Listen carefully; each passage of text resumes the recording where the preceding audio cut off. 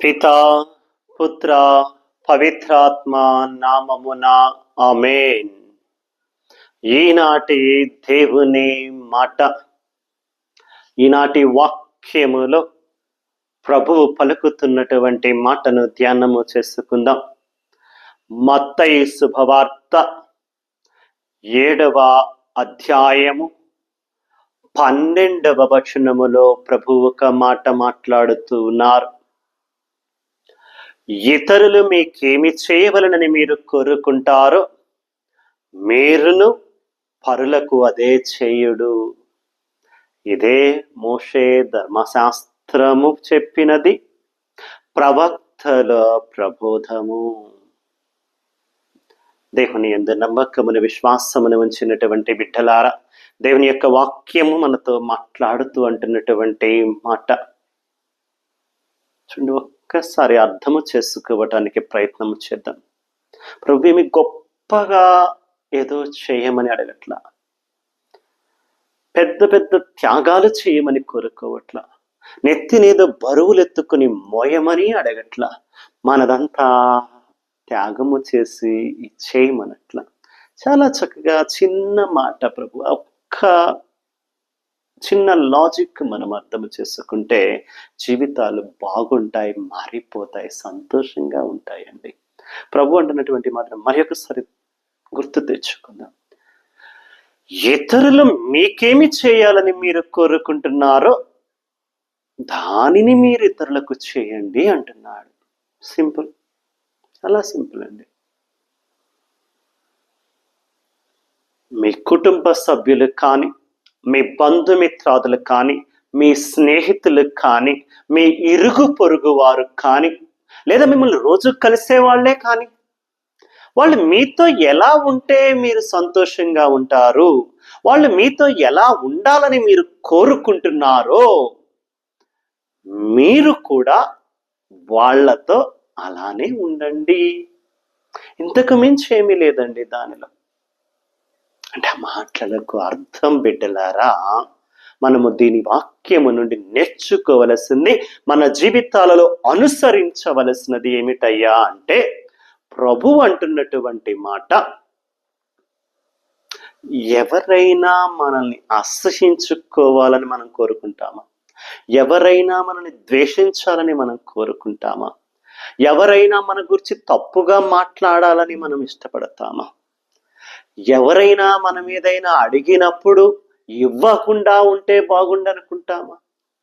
మనం ఏదైనా పొరపాటు చేస్తే క్షమించకూడదు, మన్నించకూడదు అనుకుంటామా?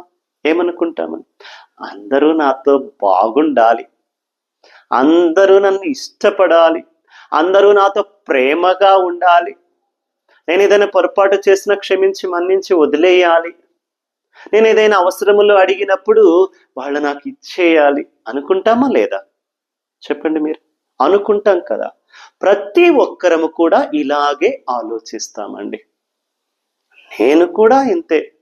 నేనైనా కూడా నా గురించి ఎవరైనా చెడుగా మాట్లాడినా, నన్ను ఎవరైనా అసహించుకున్నా, నన్ను ఎవరైనా ఇష్టపడకపోయినా, ప్రేమగా పలకరించకపోయినా, అడిగినప్పుడు ఏదైనా ఇవ్వకపోయినా చాలా బాధేస్తుంది, చాలా బాధేస్తుంది.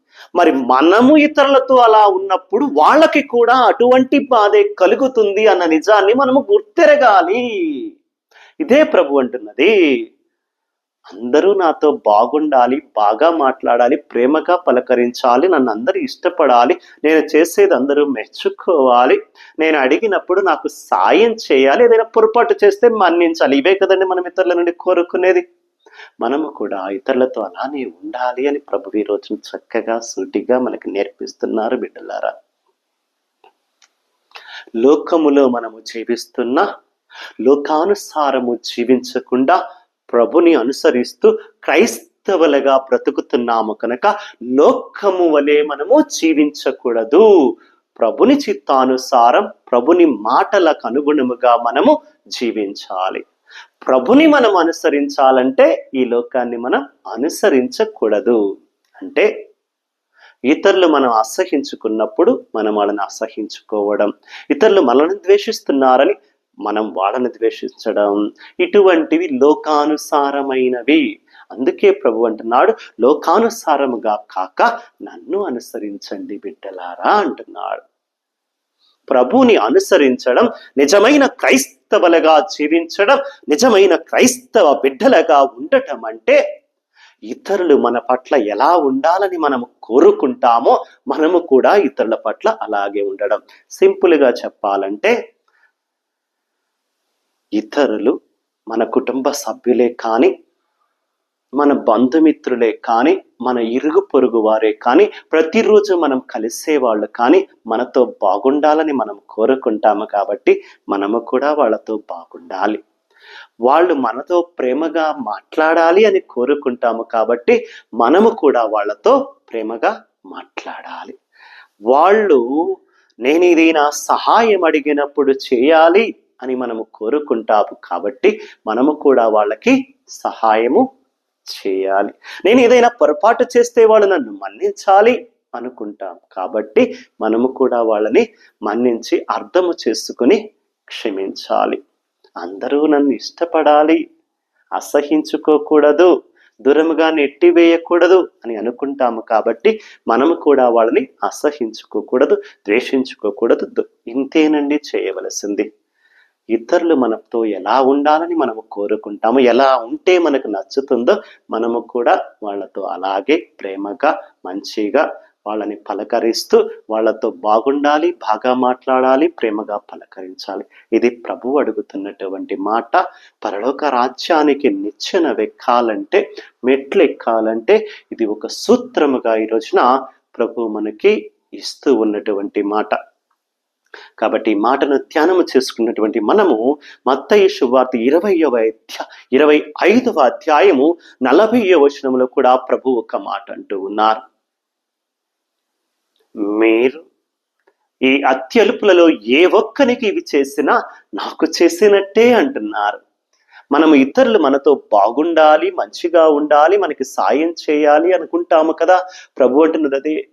నేను దాహముగా ఉన్నప్పుడు మీరు నీళ్ళిచ్చారు, ఆకలిగా ఉన్నప్పుడు అన్నము పెట్టారు, వస్త్రహీనుడనై ఉన్నప్పుడు వస్త్రాలను ఇచ్చారు, రోగిగా ఉన్నప్పుడు పరామర్శింపవచ్చారు.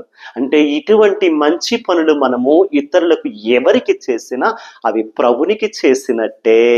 అప్పుడు పరలోకములో నా పక్కన కూర్చోండి, మీరు నా రాజ్యములో స్థానము పొందుకుంటారు. మీరు నాతో పాటుగా మీరు కూడా నా రాజ్యములో ఉంటారు. నాతో పాటుగా మీరు కూడా నిత్య జీవితాన్ని పొందుకొని నా రాజ్యములో బ్రతుకుతారు అంటున్నాడండి.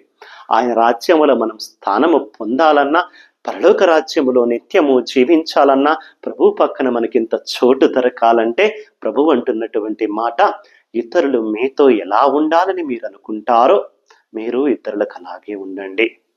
ఆపదలో ఉన్న వాళ్ళకి హస్తము చాచి సాయము చేయండి. అందరితో ప్రేమగా ఉండండి, మంచిగా మాట్లాడండి, మంచిగా పలకరించండి. యేసయ్య ప్రేమను మీ కుటుంబ సభ్యులకు, బంధుమిత్రాదులకు, స్నేహితులకు, ఇరుగు పొరుగు వారికి అందరితో పంచుతూ వాళ్ళందరూ మీతో ఎలా ఉంటే మీకు ఇష్టమో మీరు కూడా వాళ్ళతో అలాగే ఉండండి. దైవరాజ్యంలో స్థానము పొందుకోండి. వాళ్ళకి మీరు చేసే ఏ చిన్న సాయమైనా, వాళ్ళతో మీరు గడిపే చిన్న సమయమైనా ప్రభువుతో గడిపినట్టే, ప్రభువుకి సాయం చేసినట్టే అంటూ ప్రభుని దీవెనలు పొందుకున్నట్లే అని ప్రభు మాటిస్తున్నారు. కాబట్టి ప్రభుని దేవుని రాజ్యము కోసం పాకులాడుతున్న మనము ప్రభుని దీవెనలు పొందుకుందాం. అందరితో మంచిగా ఉందాం, మంచిగా మాట్లాడదాం, అందరినీ ప్రేమగా చూద్దాం, ప్రభుని ప్రేమను అంతటా విస్తరింపచేద్దాం. చిన్న ప్రార్థన చేసుకుందాం. పరిశుద్ధుడు, ప్రేమామయుడైన యేసు ప్రభువా, ఈ రోజున నీ వాక్యము విందాం. గొప్ప వాక్యాన్ని నీవు మాకు బోధించావయ్యా. అయ్యా, అనేక సార్లు మేము ఇతరులను అసహించుకుంటూ, ద్వేషించుకుంటూ, వాళ్ళతో మంచిగా ఉండకుండా, వాళ్ళు మాత్రం నాతో అందరూ బాగుండాలి, నన్ను ప్రేమగా పలకరించాలి, నన్ను ఇష్టపడాలి, నేను చేసేది మెచ్చుకోవాలా, నాకు అందరూ సాయం చేయాలి, అందరూ నాతో కోరుకుంటాము తప్ప మేము కూడా వాళ్ళతో అలాగే ఉండాలి అన్నటువంటి విషయాన్ని చాలాసార్లు మర్చిపోతూ ఉన్నామయ్యా. నీకే స్తుతులు, స్తోత్రములు చెల్లిస్తూ అయ్యా, మా హృదయాలు తెరిపించావు, ఈ మాటతో మా మనసులు కదిలించావు.